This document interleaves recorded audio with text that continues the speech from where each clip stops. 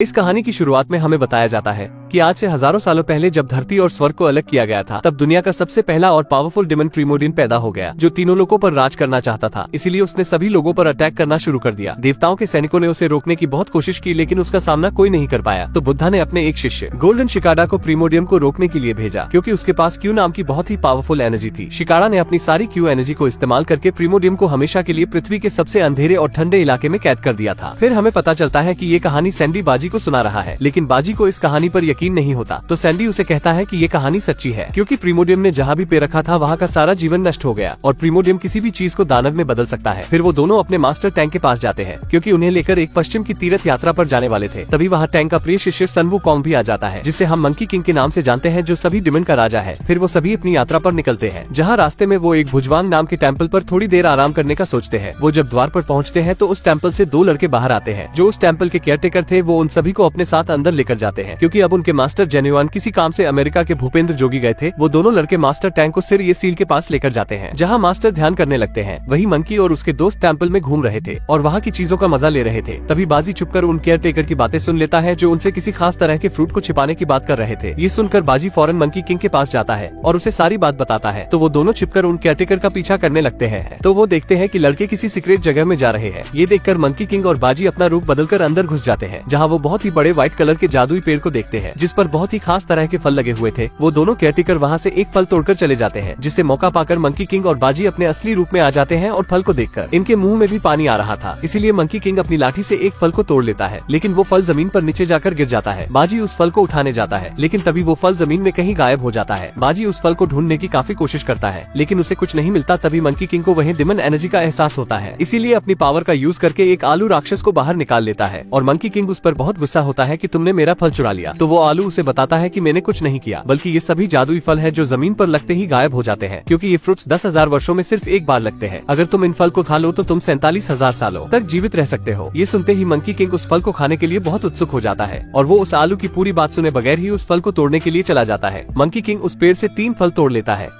और वो तीनों दोस्त मिलकर एक एक फल खा लेते हैं। लेकिन तभी वो दोनों केयरटेकर उनकी बातें सुन लेते हैं, जिससे उन्हें इन पर शक हो जाता है। इसीलिए वो जादुई पेड़ के पास जाकर वहाँ अपने फ्रूट्स चेक करने लगते हैं, पर 4 फ्रूट कम थे। इससे उन्हें बहुत गुस्सा आता है और वो मंकी किंग और उसके दोस्तों पर चोरी का इल्जाम लगा देते हैं। तभी मास्टर टैंक भी वहाँ आ जाते हैं, जो उन्हें कहते हैं कि यहाँ क्या चल रहा है। तो वो दोनों केयरटेकर उन्हें कहते हैं कि आप दिखावा मत कीजिए, हम जानते हैं कि आप भी इनके साथ मिले हुए हैं। तो मंकी उन्हें कहता है कि मेरे मास्टर ने कुछ नहीं किया, वो फ्रूट्स मैंने तोड़े थे। इसीलिए अगर तुम्हें पनिश करना है तो मुझे पनिश करो। तो वो दोनों लड़के मंकी किंग पर अटैक कर देते हैं। मंकी किंग उनके वार से बच रहा था। मास्टर टैंक उन दोनों लड़कों से कहते हैं कि मंकी किंग को परेशान मत करो। तो वो दोनों मास्टर से कहते हैं कि आप भोला बनने का दिखावा मत कीजिए, हम जानते हैं कि आपने भी वो जादुई फल खाया है। तो मंकी किंग को इससे बहुत ज्यादा गुस्सा आने लगता है, क्योंकि वो अपने मास्टर की बेइज्जती बर्दाश्त नहीं कर सकता। इसीलिए वो उन दोनों को गुस्से में कहता है कि अब मैं तुम्हारे पेड़ को ही नष्ट कर दूंगा। टैंक उसे शांत करने की कोशिश करते हैं, लेकिन वो दोनों लड़के मंकी किंग का मजाक उड़ाने लगते हैं कि तुम एक मामूली राक्षस हो जो बुराई के सिवा कुछ नहीं कर सकता। तो मंकी किंग को इससे बहुत गुस्सा आता है और वो अपनी मैजिकल स्टिक को बाहर निकालकर उस पेड़ को डिस्ट्रॉय करने के लिए चला जाता है। वो उस पेड़ के पास जाकर सारे फ्रूट्स को तोड़कर नीचे गिरा देता है, जिससे वो सभी फ्रूट्स नीचे गिरकर गायब हो जाते हैं। केयरटेकर मंकी को रोकने की कोशिश करते हैं, लेकिन वो कुछ नहीं कर पाते। फिर मंकी किंग अपनी डंडे का साइज बहुत बड़ा करके उस पेड़ को पूरी तरीके से तोड़ देता है। तभी जेन्युइन भी अपने शिष्यों के साथ वहाँ आ जाते हैं और वो अपने सभी शिष्यों को जादुई पेड़ के चारों तरफ एक कवच बनाने को कहते हैं, ताकि वो उसके अंदर के शैतान को बाहर आने से रोक सके। वो सभी शिष्य मिलकर एक बहुत ही जटिल सुरक्षा कवच बना लेते हैं। तभी मास्टर टैंक जेन्युइन से माफी मांगते हैं कि मेरे शिष्यों से गलती हो गई, लेकिन जेन्युइन उन्हें कहते कि इन्हें इनके किए की सजा जरूर मिलेगी। ये कहकर वो मंकी किंग और उसके दोस्तों पर अटैक कर देते हैं, जिससे उन चारों के बीच मुक्का लात हो जाती है। तभी वो कवच क्रैक होने लगता है और प्रीमोडियम धरती की गहराई उसे बाहर निकल आता है। वो जैसे ही बाहर निकलता है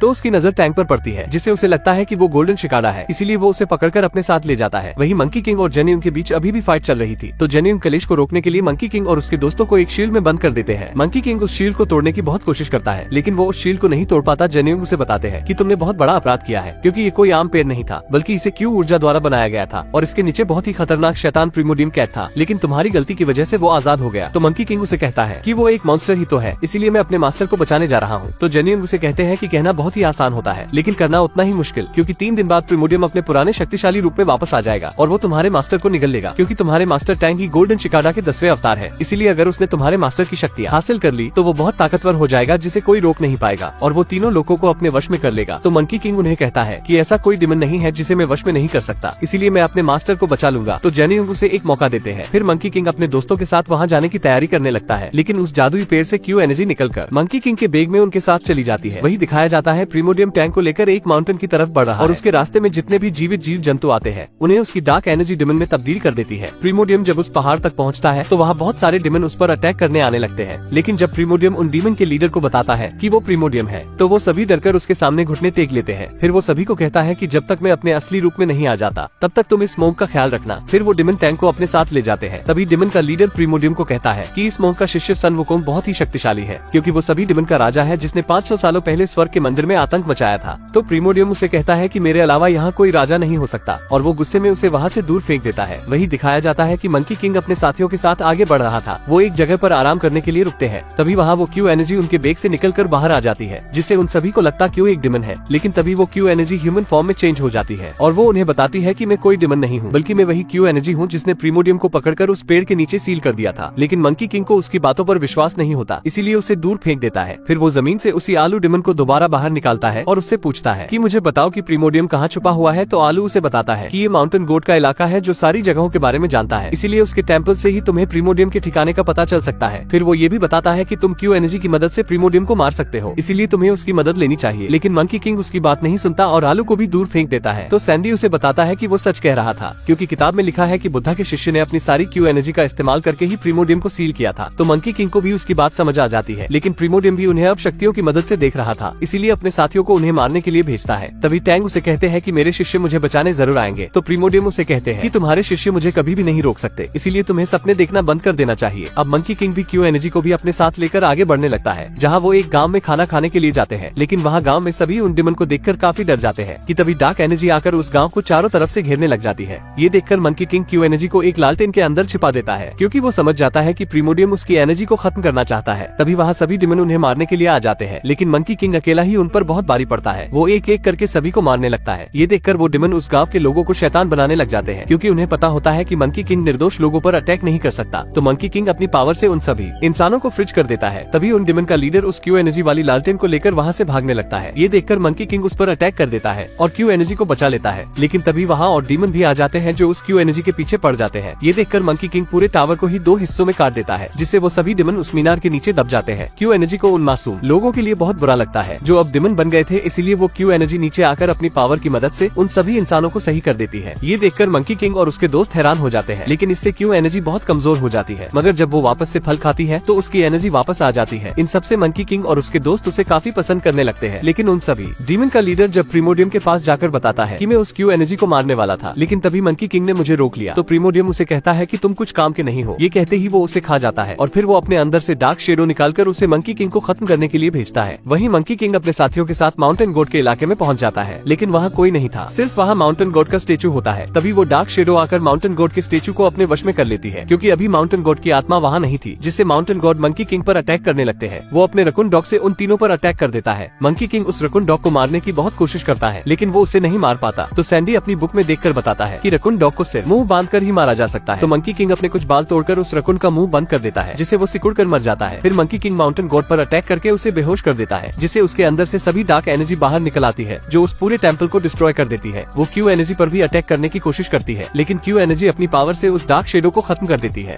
तभी माउंटेन गॉड की आत्मा भी वापस आ जाती है। तो मंकी किंग उससे पूछता है प्रीमोडियम कहाँ है। तो माउंटेन किंग उन्हें अपने साथ लेकर जाता है, जहाँ रास्ते में माउंटेन गॉड उन्हें बताता है कि प्रीमोडियम सभी राक्षसों की सेना बना रहा है। तो क्यू एनर्जी उसे कहती है कि तुम्हें डरने की कोई जरूरत नहीं है, क्योंकि मैं प्रीमोडियम को सील कर सकती हूँ। तो माउंटेन गॉड मंकी किंग को बताता है कि क्यू एनर्जी ने ह्यूमन रूप ले लिया है, इसीलिए अगर उसने क्यू एनर्जी का इस्तेमाल किया तो क्यू एनर्जी पूरी तरह से खत्म हो जाएगी। इसका मतलब यह है उसका पुनर्जन्म नहीं होगा। इससे वो काफी सैड हो जाते हैं। फिर माउंटेन किंग उन्हें मिलीनियन पर्वत दिखाता है, जहाँ प्रीमोडियम छिपा हुआ था, लेकिन उन्हें कहता है कि मैं आपके साथ नहीं चल सकता। तो मंकी किंग उसे जाने देता है और साथ ही वो उसके रकून डॉग को भी फिर से ठीक कर देता है। माउंटेन गॉड इससे बहुत खुश होता है और उसे कहता है कि प्रीमोडियम से जीतना बहुत मुश्किल है, इसीलिए मेरी बात मानो और बुद्धा से सहायता मांगो। लेकिन मंकी किंग उसकी बात नहीं सुनता, तो वहाँ से चला आता है। वही हमें दिखाया जाता है कि सभी ताकतवर डिमन मिलेनियम पर्वत पर इकट्ठा होते हैं, क्योंकि अब वो वक्त आ गया था जब प्रीमोडियम अपने असली रूप में आने वाला था, और कुछ ही देर में प्रीमोडियम अपने असली रूप में आ जाता है। वही हमें दिखाया जाता है कि मंकी किंग और उसके साथ ही एक जगह पर आराम करने के लिए रुकते हैं, क्योंकि वो सब नहीं चाहते थे कि क्यू एनर्जी प्रीमोडियम से लड़ते वक्त मारी जाए, इसीलिए उसे वही सुलाने की कोशिश करते हैं। लेकिन क्यू एनर्जी को नींद नहीं आ रही थी। वो मंकी किंग से कहती है कि अब तो हम दोस्त बन गए हैं, इसीलिए तुम मेरा नाम रख सकते हो। तो मंकी किंग उसका नाम फ्रूटी रखता है। क्यू एनर्जी को भी वो नाम बहुत अच्छा लगता है। फिर वो मंकी किंग से पूछती है कि तुम्हारा नाम सन वुकोंग किसने रखा था। मंकी किंग उसे कहता है कि मेरा ये नाम मेरे मास्टर ने रखा था,